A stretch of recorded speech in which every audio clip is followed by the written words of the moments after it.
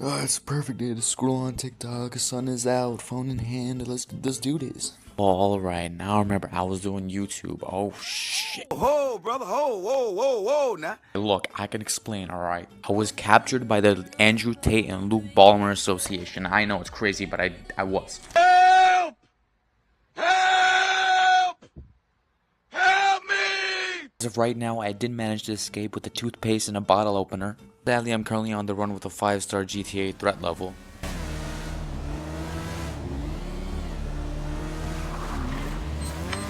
What the fuck? What is this intro, bro? Hey guys, welcome back to another episode of The Bro Talk.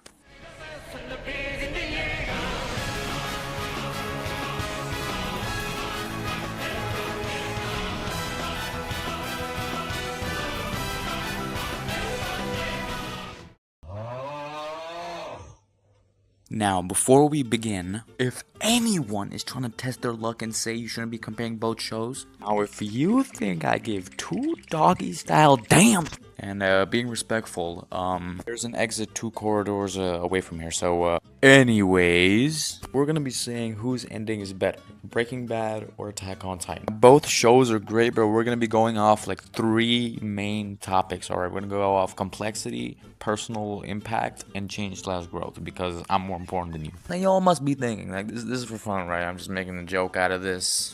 No. First off, we're gonna begin with complexity.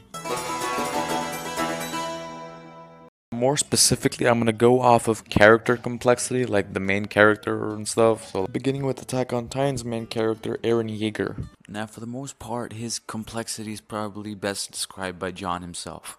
Really suck are the suicidal maniacs who think the only way to fight is to charge in blind, right? Are you talking about somebody in particular? I mean, I guess he changes from a suicidal maniac to a genocidal maniac, but more on that later. Eren's complexity comes from not knowing what he's probably gonna do next. For example, in the table scene where he tells Mikasa that he hates her, which he doesn't really hate her, he just does that because he doesn't want to get too attached. And we only figure out why he does it when him and Armin have that final conversation in the paths. It is revealed that Eren basically killed his mom and he started a timeline where Eren starts the rumbling himself. I mean, can it get more complex than that?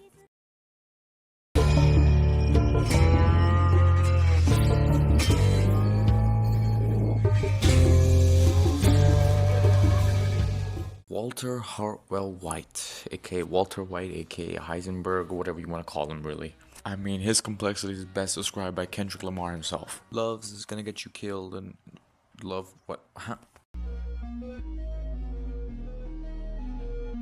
Anyways, jokes aside, his complexity is quite different from Eren's because his is a combination of greed, arrogance, selfishness. With all that, I'll sparkle in a little bit of care for his family, you know what I mean? Walter White wants everything for himself. He never thinks about the other person in front of him. Like, even when everything's said and done and he has enough money for Holly's college, funds and stuff, even then, he's greedy and wants to be there for the Empire. Jesse, you asked me if I was in the meth business or the money business. Neither. I'm in the empire business.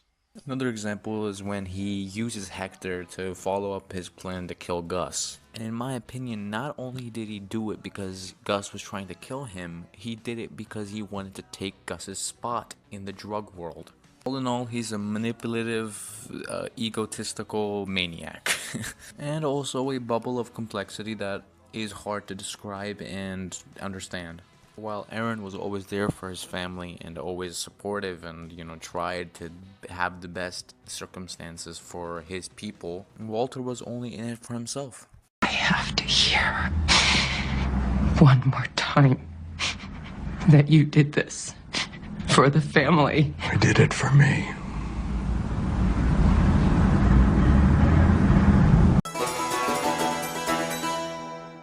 I mean, guys, we're already on change/growth. I mean, I'm too quick.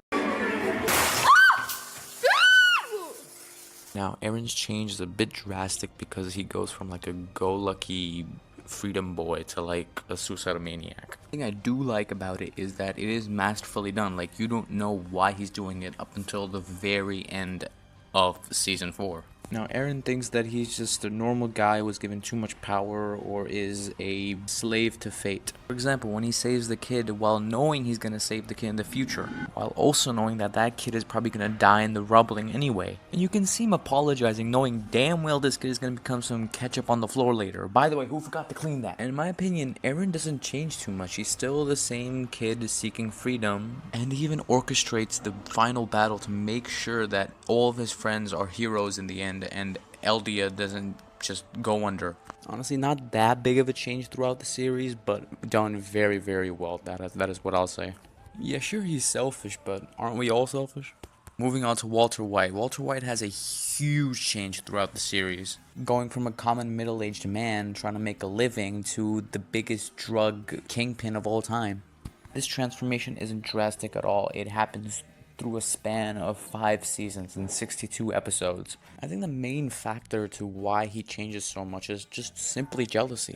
For example, in the first episode where Hank just seems to be roasting this dude for no reason, basically just underestimating him and making him feel small.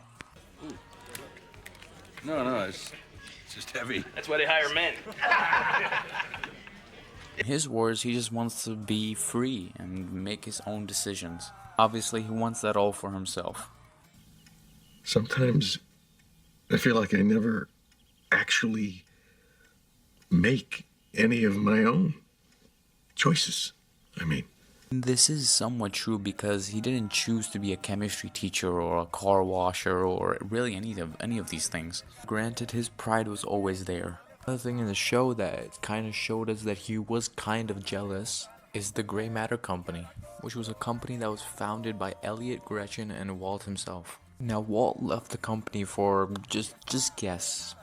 Jealousy reasons. Now, eventually that company became like $1 billion company, which made the decision even worse. And that might have been the reason why he rejected funding for his cancer treatment. I mean, let's be honest, he didn't really need it. All in all, his change is from a chemistry teacher to the kingpin of the drug world. And he let no one stop him. He didn't let Gus stop him. He didn't let Mike stop him. He killed everyone in his tracks and manipulated everyone he could. A gradual, yet not drastic change, but done beautifully well. Chef's kiss. Now, if I'm gonna be honest, there's no real winner to this category. Because whereas Attack on Titan's ending left me with stage 3 depression and left me paralyzed on the streets, Breaking Bad's ending left me in a state of mental warfare that I couldn't escape even if I lived like 1,000 years. Both shows are great with great endings, so you really shouldn't compare. Hey, what was that? You found a timestamp that said I could, and no, I don't care about anyone's opinion? Yeah, that's what I thought. Anyways, jokes aside, both shows are great with their ups and downs. Downs being like the birthday scene. Anyways, guys, that's been this video. Honestly, this took a lot longer than I thought. I was kind of lazy throughout the process. This has been your boy, the Brow Talk.